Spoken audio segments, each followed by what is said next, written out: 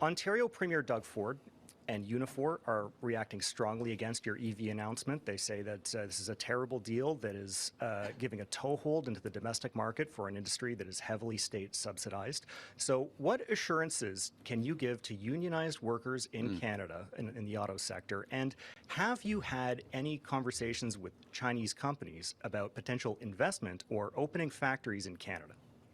So thank you for the question. So let's look at the. Let me just recap the auto agreement and go to the question on prospective investment. The first is order of magnitude. 49,000 vehicles is the cap of this agreement.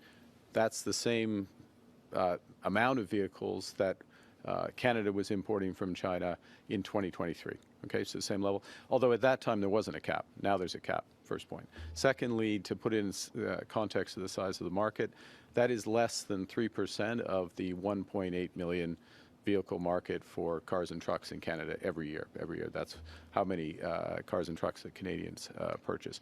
Thirdly, what's in the agreement is a commitment, or it's actually a cap within the cap in terms of affordable vehicles that scales up quite quickly to 50%. So half of that total amount have to be vehicles priced at EVs at less than $35,000. So there's a big affordability focus there. And then the fourth element is an expectation that there will be Chinese investment, partnering with Canadian companies in Canada, and of course an expectation that meet our labor standards to work with that. There is interest of Chinese firms in doing so.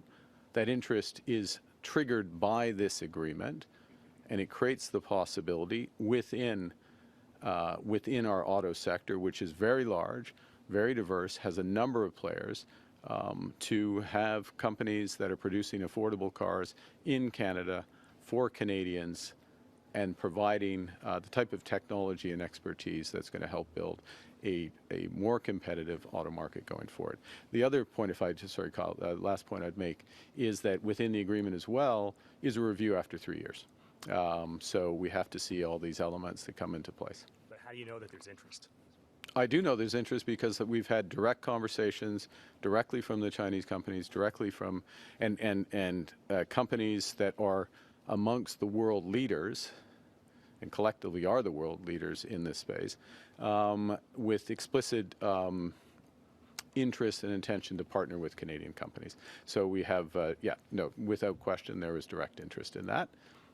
We'll see what comes to pass. This is an opportunity for Ontario. It's an opportunity for Ontario workers, opportunity for Canada, done in a controlled way with a modest start. This is how, it's interesting. The term you used, you said toehold. It's a trial. It's an early stage, and this is the way you bring somebody into the market.